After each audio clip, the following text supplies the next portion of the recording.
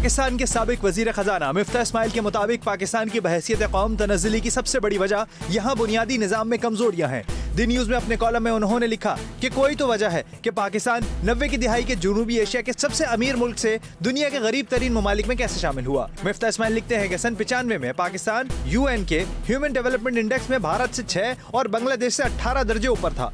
आज पाकिस्तान भारत से 29 और बांग्लादेश से 32 दर्जे नीचे है। सबसे अहम सवाल ये बनता है कि क्या पाकिस्तानी गवर्नेंस वक्त के साथ इतनी बिगड़ चुकी है कि अब यहाँ कुछ भी ठीक नहीं हो सकता।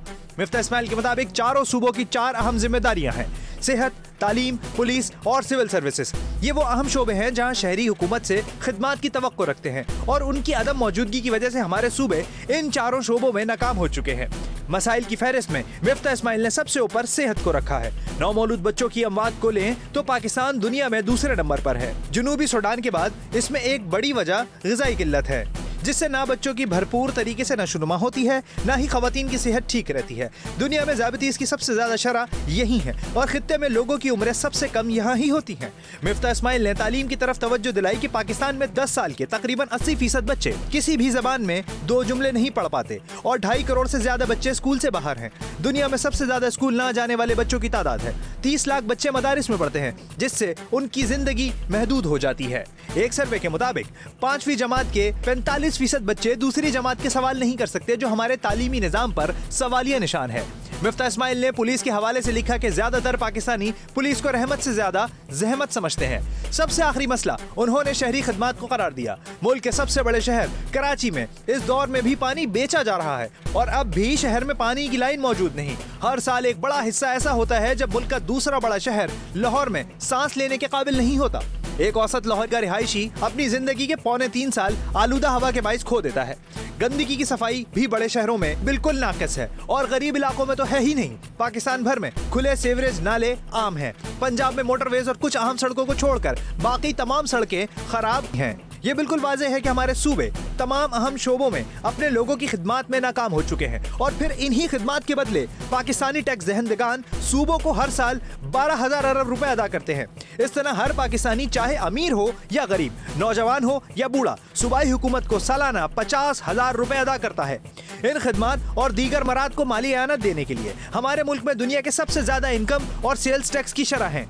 हम असातिज़ा समेत अपने तनख्वाहदार तबके पर 38.5%, डॉक्टरों समेत अपने कारोबारी अफराद पर 39.5% और कंपनियों पर 59% टैक्स लगाते हैं। और जो थोड़ा पैसा गरीब शहरियों के पास बचता है उस पर हुकूमत का सेल्स टैक्स तकरीबन 18% लगता है, जो हर चीज बशमूल बच्चों के दूध और तिब्बी आलात तक को महंगा कर देता है। सूबों की नाकामी का मतलब ये नहीं है कि वफाकी हुकूमत बेहतर तरीके से मुल्क चला रही है। इसके चलाने की हालत का अंदाजा इस बात से लगाया जा सकता है कि हमारे पास न सिर्फ जनूबी एशिया बल्कि दुनिया के मुकाबले में सबसे महंगी बिजली और गैस है।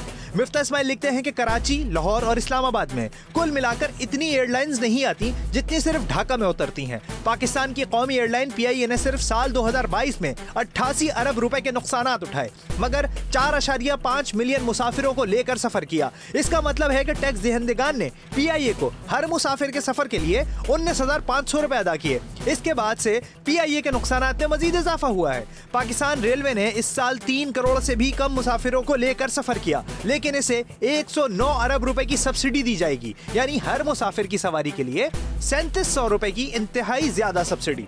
पाकिस्तान में सरकारी कंपनियां इस साल 750 अरब रुपए से ज्यादा नुकसान उठाएंगी और ये पैसा मिफ्ता इस्माइल के मुताबिक हमारी और आपकी जेबों से जाएगा। जब हमारी हुकूमत किसी इस्लाहत करने में नाकाम हो चुकी है, ना कोई करप्ट शख्स निकाला जा सकता है, ना कोई नाअहल मुलाजिम को डिमोट कर सकता है और ना ही कोई नुकसान में जाने वाली कंपनी बंद की जा सकती है।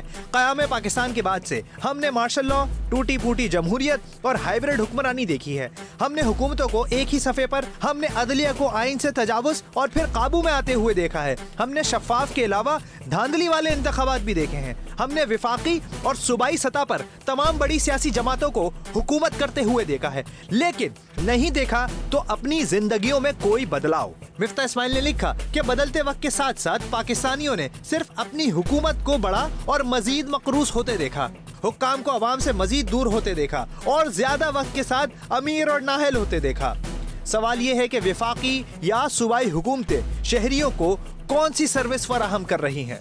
पाकिस्तान दुनिया में किसी भी मुल्क से कम नहीं। मिफ्ता इस्माइल के मुताबिक अगर पाकिस्तान से इस नौ आबादियाती, एलीट, काबिज और रियासती निजाम से छुटकारा हासिल करके ऐसा मॉडल अपनाया जाए जिसमें फर्द की आजादी, समाजी इंसाफ और कम वज़रा पर मुश्तमिल हुकूमत हो, तो कोई वजह नहीं कि चंद सालों में पाकिस्तान वापस 90 की दिहाई के दौर में दाखिल हो जाए। मिफ्ता इस्माइल के मुताबिक ऐसा करने के लिए तालीम, पानी और सीवरेज वगैरह को जिलाई सतह पर मुंतकिल करना होगा। सड़कों, पुलिस और सेहत को डिवीजन की सतह पर मुंतकिल करना होगा। डिवीजनों और इजला को बराह रास्त वफाकी हुकूमत से फंड करना होगा। तमाम पब्लिक सेक्टर कंपनियों को निजी शोबे के हवाले करना होगा, जैसे कि तेल और गैस की खोज से लेकर बिजली की पैदावार, गैस की तकसीम, एयरपोर्ट्स, ट्रेन स्टेशन, रेलवेज और बस सर्विसेज तक। सबसे बढ़कर हमें नौ आबादियाती सोच से बाहर निकलकर सोचने की जरूरत है।